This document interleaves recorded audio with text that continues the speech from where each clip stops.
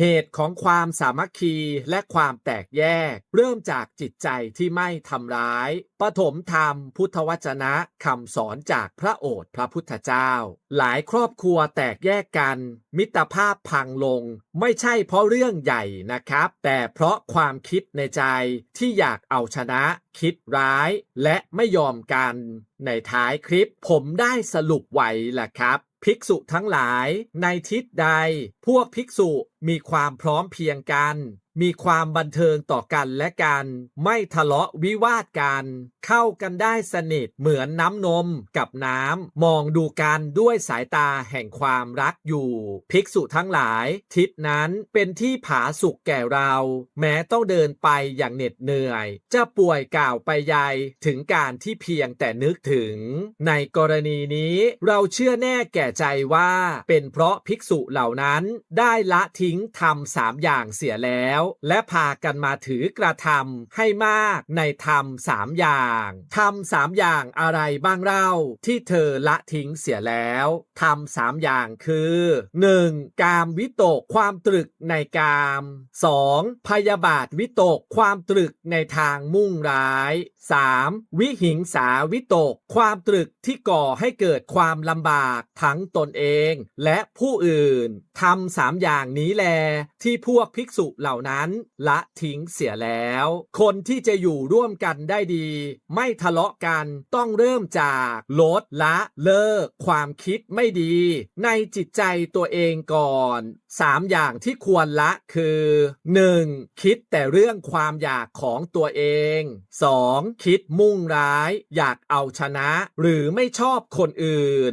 3. คิดหรือทำอะไรที่ทำให้ตนเองและคนอื่นลำบากคนก็จะอยู่กันได้อย่างสบายใจเหมือนน้ำนมผสมกับน้ำที่เข้ากันได้ดี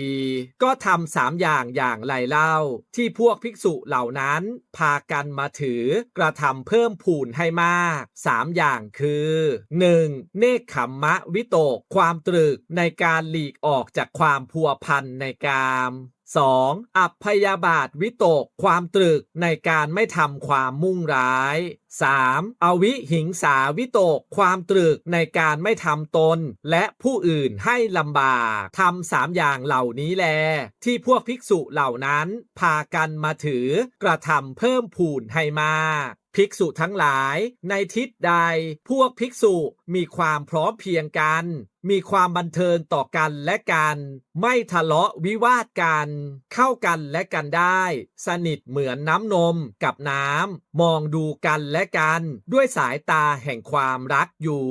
ภิกษุทั้งหลายทิศนั้นเป็นที่ผาสุกแก่เราแม้ต้องเดินไปอย่างเหน็ดเหนื่อยจะป่วยกล่าวไปใหญ่ถึงการที่เพียงแต่นึกถึง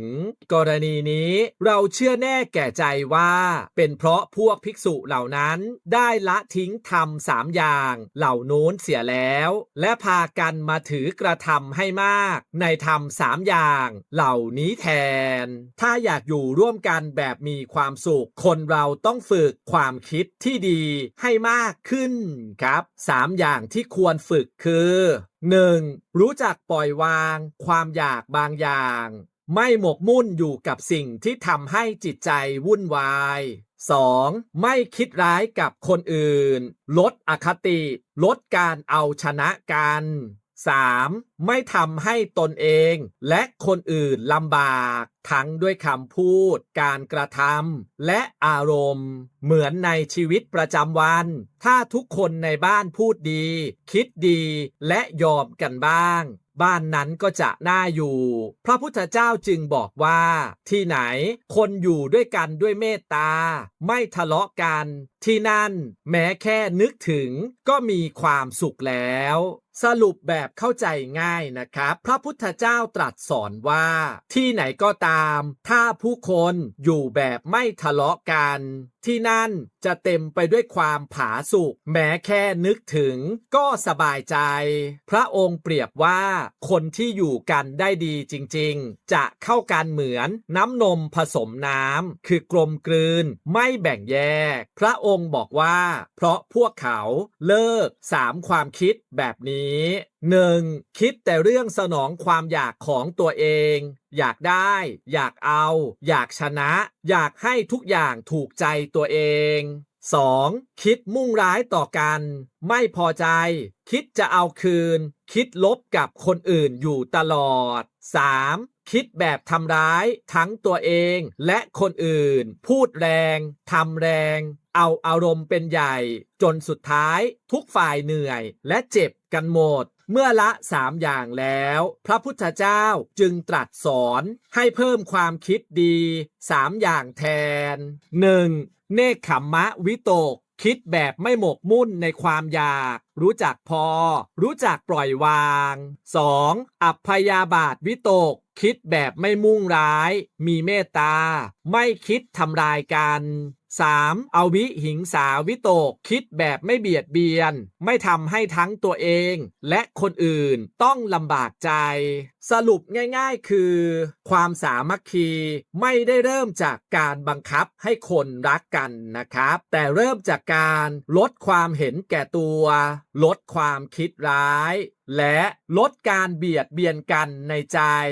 เมื่อใจเย็นลงคำพูดก็จะดีขึ้น การกระทำก็จะดีขึ้น และสุดท้ายคนก็จะอยู่ร่วมกันอย่างมีความสุขได้จริง อย่าลืมกดติดตามช่องสรุปสั้นคำสอนพระพุทธเจ้า โดยผมเอ็กซ์ต้าสวัสดีครับ